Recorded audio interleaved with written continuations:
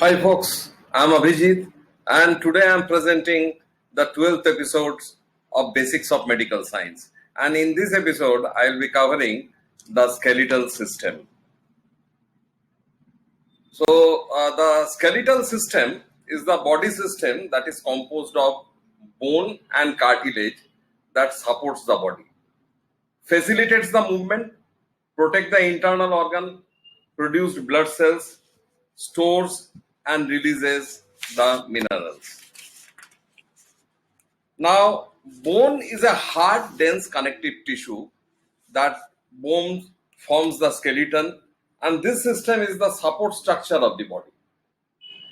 The movable bone joints are covered with cartilage, a semi-rigid form of the connective tissue that provides the flexibility and smooth surface for the movement. Now, the skeletal system function can be understood with an acronym PMSHR, where P stands for protection, M stands for movement, S stands for support, H stands for hemopoiesis, and R stands for reservoir. So these are the 5 different functions of the skeletal systems. Now I will define all the function one after another. First, let me start with the protection. Bone protects the internal organ of our body from injury and covering and surrounding them. For example, if you take the rib cage, that protects the lung, heart, vertebral column that protects the spinal cord, and the cranium protects the brain. Now coming to the movement, bone also facilitates the movement by serving as a point of attachment of the muscles. Some bones only serve as a support to the muscles, others also transmit the forces produced when the muscle contracts. And next is the support. Just as a steel beams of a building that provides the framework network to support its weight, similarly bone and cartilage of the skeletal system that also compose the framework and supports the body. Next is hemopoiesis. Bone also serves as a site for the blood cell production. The red blood cells, white blood cells, and platelets are produced within the bone marrow. We'll explain what is bone marrow in the subsequent slides. Now understand how the bone acts as a reservoir. Bone matrix acts as a reservoir for a number of minerals important for the functioning of the body, especially calcium and phosphorus. These minerals incorporated into the bone and can be released back into the bloodstream, and when it need to maintain the level. Then next is we'll understand what is the structure of the bone, particularly structure of the long bone that involves the diaphysis, epiphysis, articular cartilage, periosteum, marrow cavity, and the endosteum. Now we will define each of these in great detail. Diaphysis is the main shaft-like portion of the bone, and it is made up of the hollow cylindrical shaped a thick compact bone. Epiphyses are the two extremities of the long bone. It is made up of the spongy bone. Epiphysis also provides the site for the muscle attachment. Next is the articular cartilage. It is a soft layer, covers the joint surface of the epiphysis. It works as a cushion. And endosteum is the membrane that lines the inner surface of the long bone. Now, what is marrow cavity?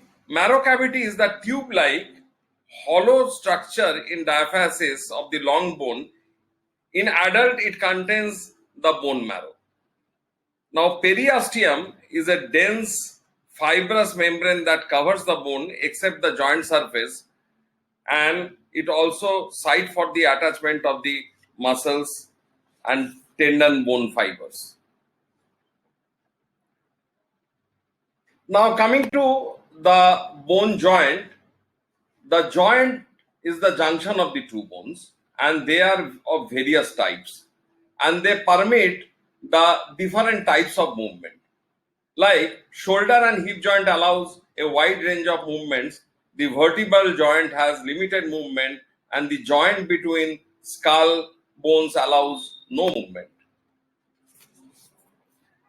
The synovial joint is we need to study because it is most important variety of the joint, and the shoulder joint, knee joint, and interphalangeal joints are the example of the synovial joints. A synovial joint consists of the two long bones, and both the bones their surface are covered with the articular cartilage, as we have discussed earlier. Now, outside the synovial joint, which is made out of the fibrous tissue, and this is known as a joint capsule. Now, ligament is just outside the joint capsule that helps holding the two joints or the two bones together. Coming to the next thing is the inner surface of the joint capsule has a membrane, and which is called the synovial membrane. Synovial membrane secretes the synovial fluid that lubricates the joint, facilitates the joint movement. Now coming to articular cartilage. Articular cartilage is a specialized type of connective tissue that covers the end of the bone, absorbing the shock while providing a smooth surface for the movement. Now, these cartilage cells are known as chondrocyte, and they are 2%, and there is 98% of the extracellular matrix. Now, in cartilage, the chondrocytes are embedded on an extracellular matrix, and the extracellular matrix is made up of 70% water and proteoglycans and collagens. Now, these proteoglycans are composed of glucosaminoglycans, which is in short form called GAGs. The extracellular matrix is made up of 70% water, proteoglycans, and collagen, and we have already discussed the same. Now coming to bone remodeling.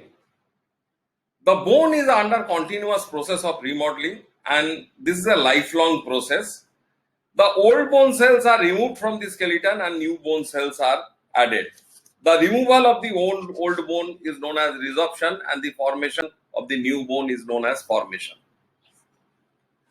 And osteoclast is a type of bone cell. Those bone cells are responsible for the resorption. So what happens in case of the bone remodeling? The osteoclast act on the bone and they erode the bone mineral. Then small cavities are created in the surface of the bone. Now, after that, osteoblasts fill the eroded cavities with the new bone. And the new bone then is calcified and remodeling process is completed.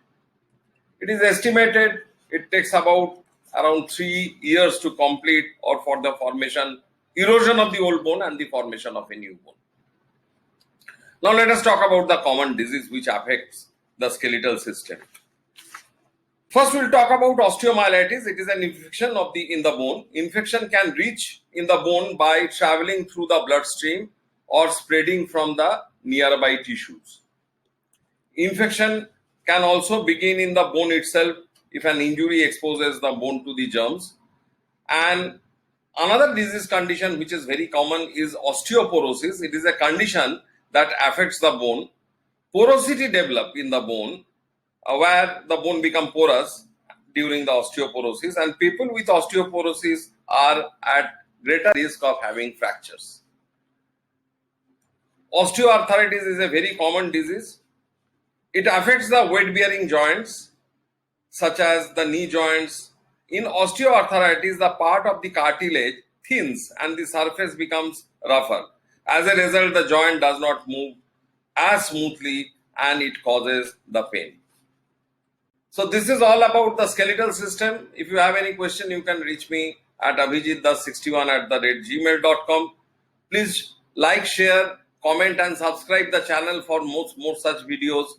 Signing out till we meet in the next episode. with muscular system.